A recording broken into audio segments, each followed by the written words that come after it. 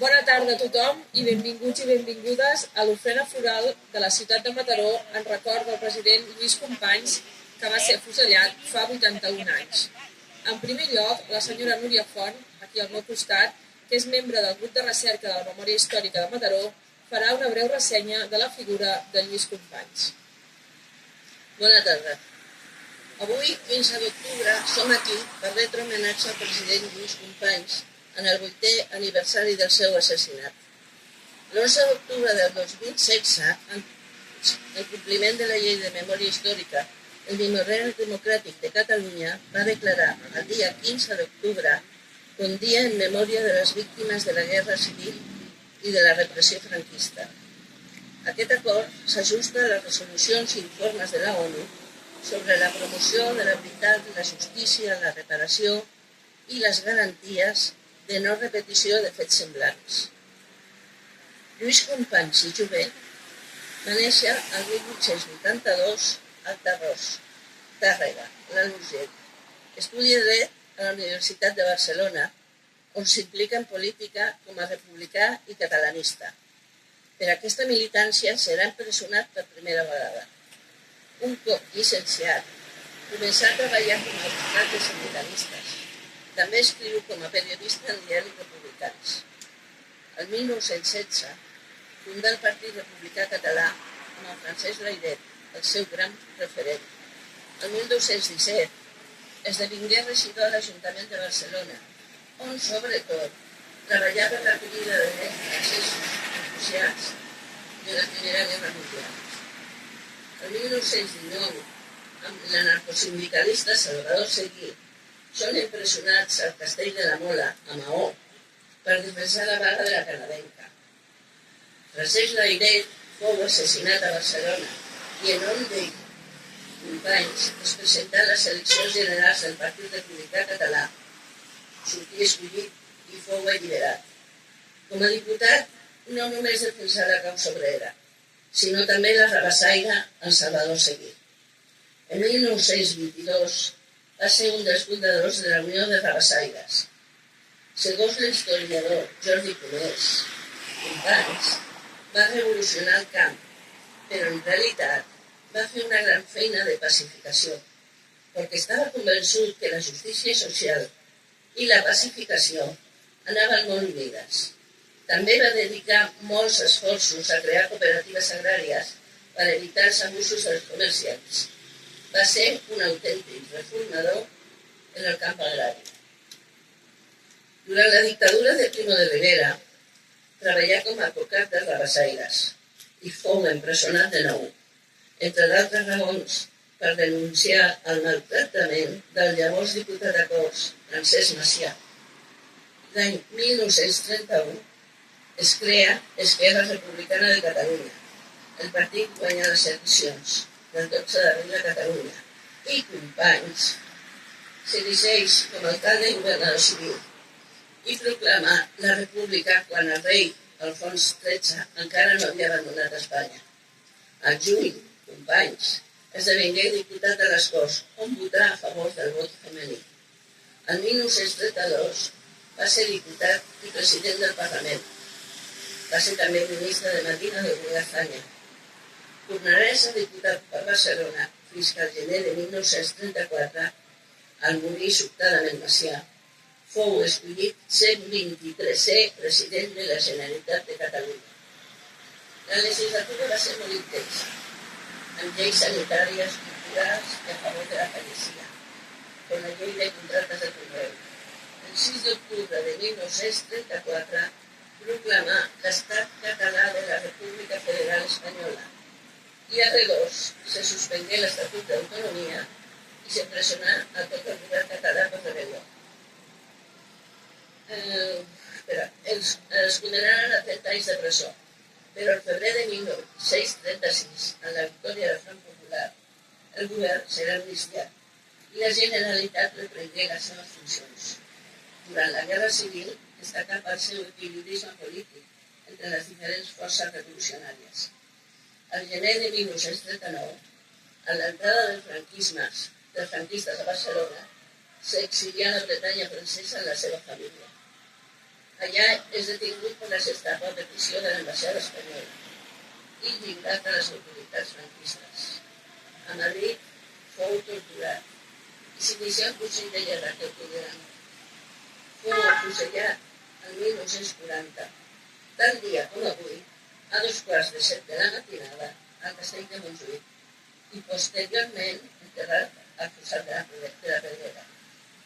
Ha estat l'únic càrrec electe democràtic d'Europa afusellat. 78 anys després, el govern català lliurarà a la família el document que acredita la nul·litat del judici sumaríssim que va suposar el seu afusellament. President Companys, us recordarem en les vostres paraules. Tornarem a sofrir, tornarem a lluitar i tornarem a vèncer. Visca Catalunya! I visca la República! Moltes gràcies, Núria, del grup de recerca de la memòria històrica de Mataró per fer-nos aquest repàs de la biografia de Lluís Companys. Iniciarem ara l'ofrena floral per part de les entitats de la ciutat i també dels partits polítics. L'acompanyament musical va a càrrec de les alumnes de l'Escola Municipal de Música de Mataró, Alba de Pablo i Elena Cuartero. Interpretaran l'Al·leluia de Leonard Cohen i el cant dels ocells de Pau Casals.